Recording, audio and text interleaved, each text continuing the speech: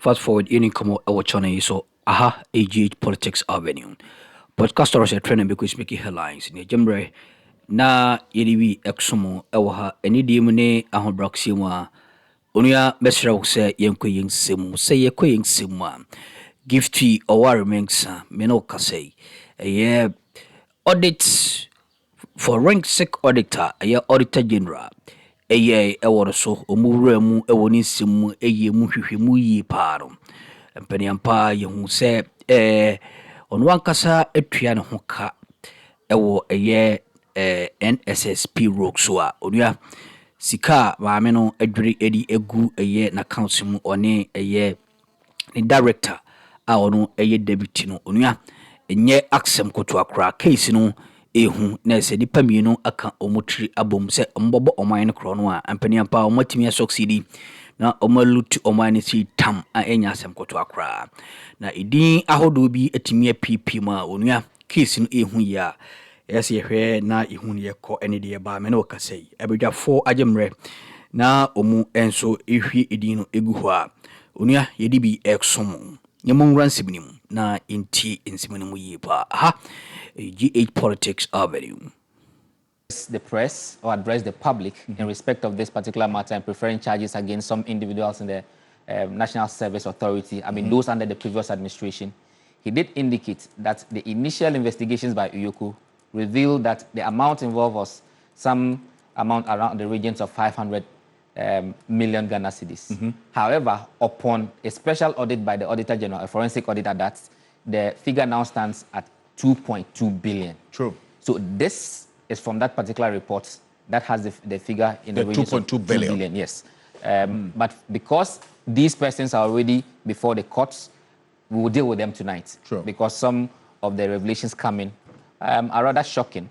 So let's begin with the former Director General himself of the National Service Authority, Mr. Isibe Osei. Now, that a payroll review revealed repeated high-value payments. We're going to look at the high-value payments and how they are made. Now, these are some of the findings from that particular report. That Mr. Isibe Osei was registered as a volunteer under the ID, then they provide the ID. Maybe for purposes of those, yes, it's an ID. So let's just say that he was given a specific ID. He was registered as a volunteer on the National Service Scheme. The Director General? Yes. That, though officially posted to Greater Accra, of course, when you are registered as a National Service person, you'll be posted. No, so the Director General was registered as a National Service person? Yes, and posted to Greater Accra. He was supposed to be posted to Greater Accra region. Payroll records falsely placed him at Kumau Farms. He continues to say that he held an e-switch card with the number provided and received 516,000 monthly. He held an e-switch card and received 516,000 monthly.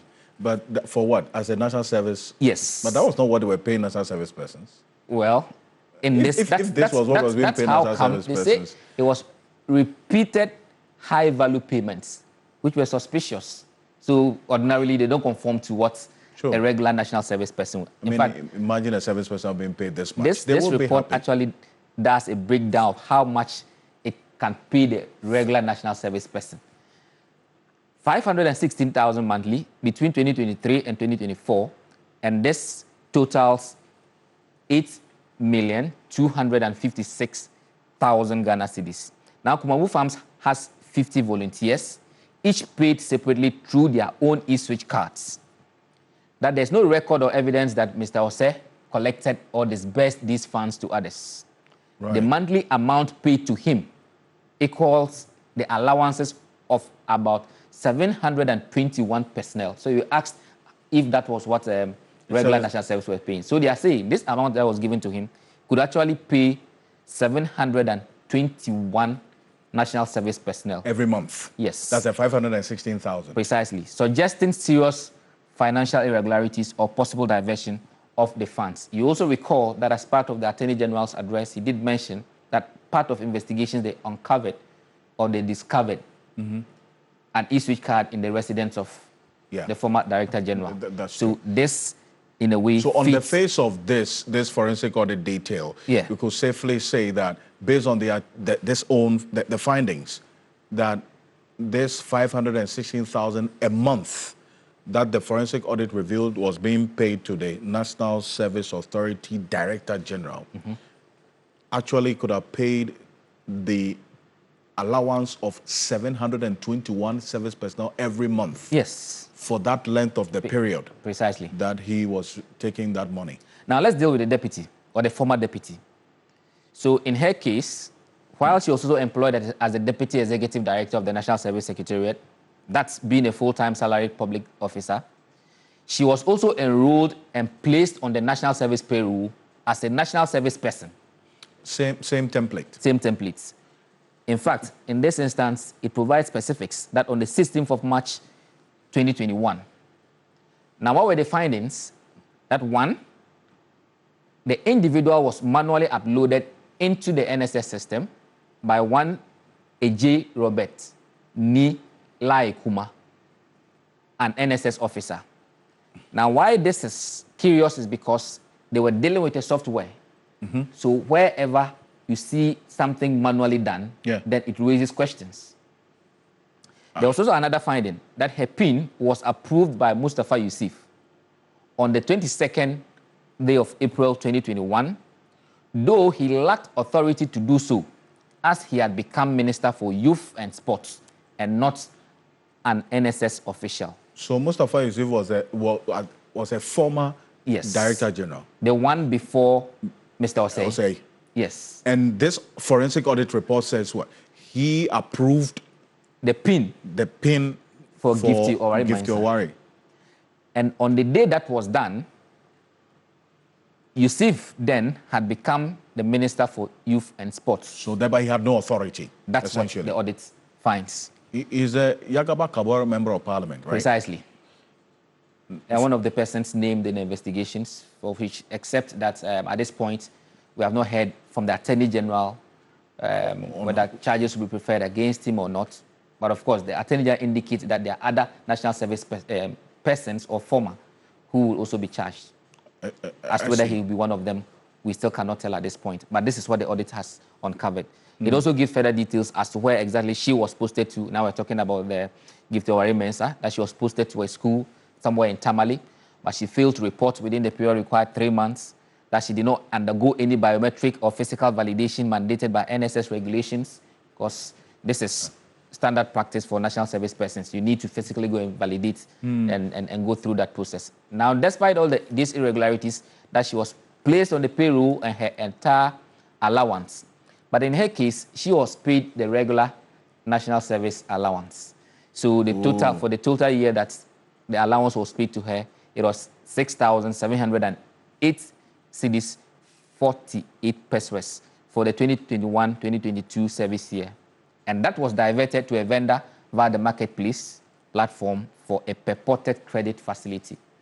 So even though she was taking this amount of money in her name, it was diverted to a vendor who purportedly was providing a credit facility. So Alfred, these are some of the things that I imagine from that particular forensic audit. There's a lot more in it we'll be looking in the coming days. Yeah, it's one of a matter of interest. Then stay with me, because Edem Senanu, who is the co-chair of the Citizens Movement Against Corruption, then he's been following what you've been putting out there right now and the details as we have them. Senanu, thank you for joining us here on Ghana Tonight. As we're getting to see more detail about this NSS or the National Service Authority scandal and the records on the face of the forensic audit, which we have a copy of, it raises questions as to what could have emboldened the perpetrators to go to this extent. That is, if what we are seeing in this forensic audit is anything to go by. Well, Alfred, this must be obvious to every citizen by now. You only go to that extent when you have every confidence that you will not be caught. The only reason why you go to this extent, and it's as long as the facts accurate, this at this base is intentionality. It means there was criminal intent. to the extent that the facts are accurate. It's greed. It's greed, especially in the context where you have every confidence that you will not be caught. Because if you know you're going to be caught, you will not do this kind of thing. So we see what the courts will say at the end of the day. But as long as the facts are accurate, and it is the case that they collected those money, so and enrolled in NSS, and she herself collected the money and utilized it. It's intentionality. That shows that there was criminal intent, and you only do that to the extent that you have every confidence that the system is not going to trip you. And so we need to pay attention to that. It's a reason why the issue of the specialized courts is so critical. And we need more than just one. Several of them with a target of sitting daily. Make sure you have a target of 6 months.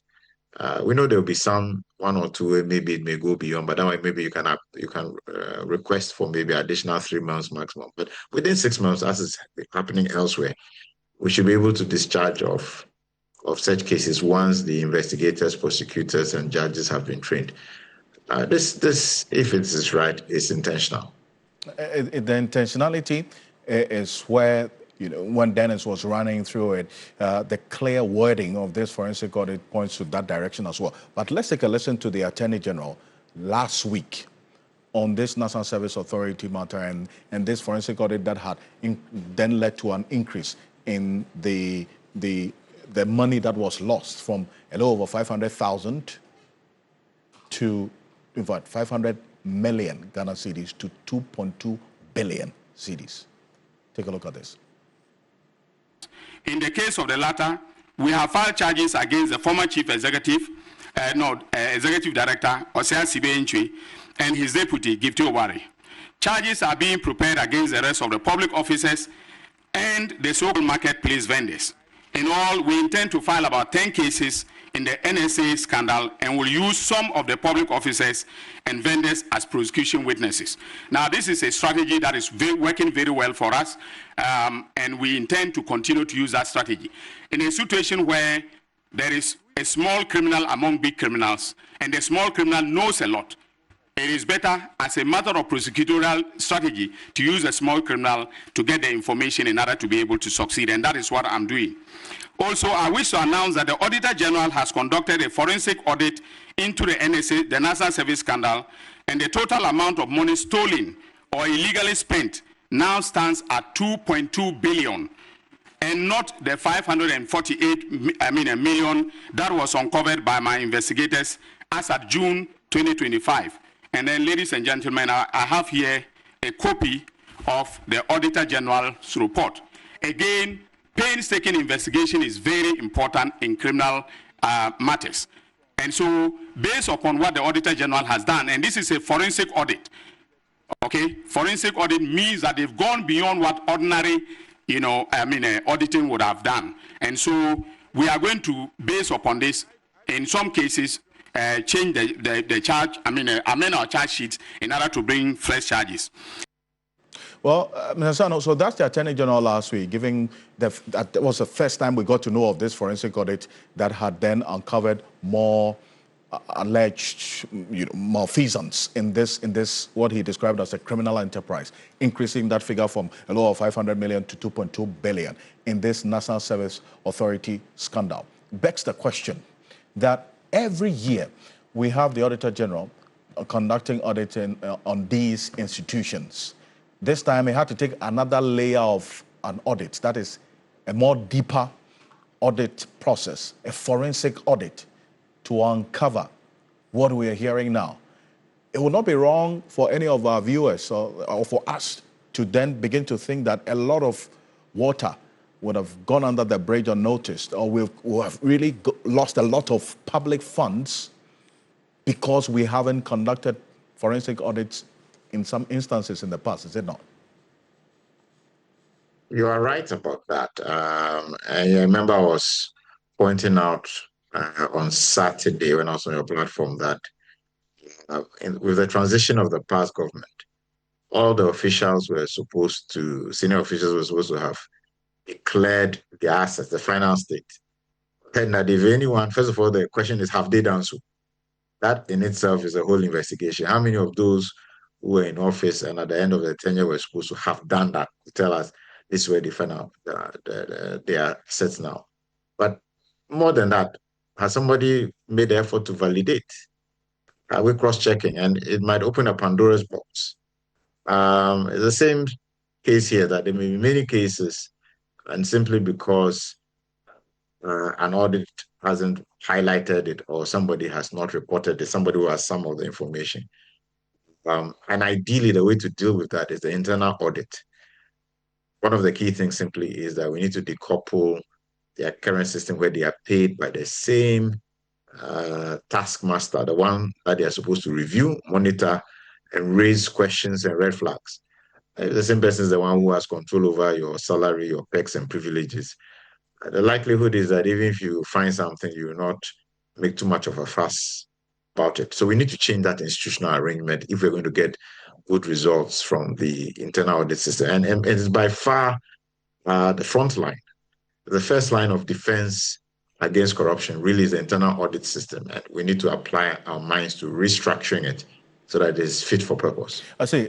I hear you talk about asset declarations. So the suggestion is that because of these revelations we are seeing in this number of instances, National Signals Bureau, National Service Authority, and then the latest being this buffer stock, and we'll get to that because the Attorney General has now then filed charges against the former buffer stock CEO. We'll tell you about it shortly, so stay with us. All of these instances, you say, Mr. should trigger a call to look into the asset declaration forms of the former government officials in the previous administration, as to exactly which assets they declared in their forms?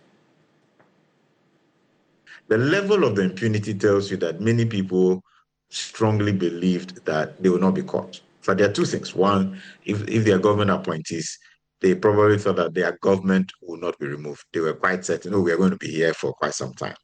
But beyond that, much more substantively, was the fact that they believed that they would not be caught.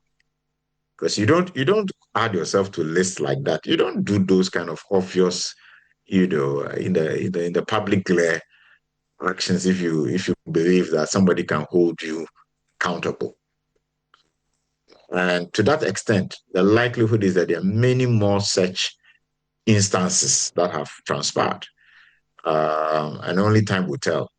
But I think that much more fundamental is between the external audits done, the internal audit systems must be strengthened to work. And it should be said that the internal auditors don't feel obligated, or what's the word? They don't feel like they have a certain allegiance, or they are, incapable of raising issues because their lives and livelihoods and sustainability depend on the person who they are supposed to be, auditing.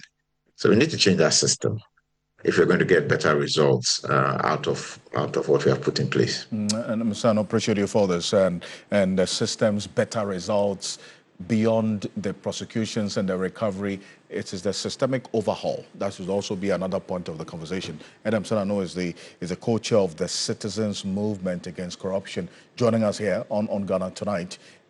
I told you that we'll get into this buffer stock, the latest coming through from the Attorney General on that. But when we were going through Gifty Owari Mensah's the findings of this audit report, the forensic audit, she was posted to a school in Tamale in the northern region, where Kobli Mahagu, Sobria. So one of our viewers apparently lives in the community, sent us a picture of the school, just to confirm that it's indeed a school that exists, because the name of the school was quite a huge one. But this is it. This is what we just got. Take a look at this. This is the school that. Oh, right. So this is Islamic Primary. This is the school she was supposed to have gone to serve as a national service person, right? Kobli Mahagu Sobria Primary School. That's interesting. This is it. Yes.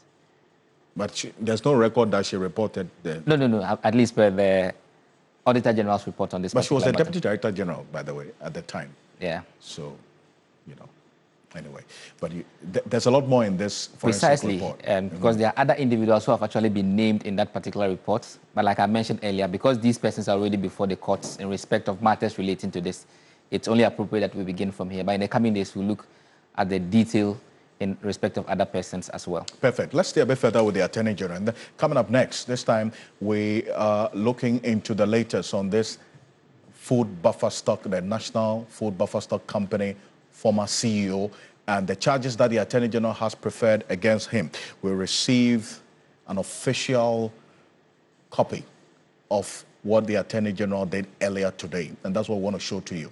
Dennis, what do we know about this? Yeah, What's so the latest we're on actually this? expecting this last week Friday because the Attorney General had indicated that he was ready to file the charges on Friday. Unfortunately, that couldn't happen, but the charges were officially filed yesterday. Now we know who. We and Samba Hodo, Timiko, so channel on so I'm not so Jimre or that's an so body, you know. The Adumbi Edomania, you best shame near some ye. Aha, a GH politics avenue.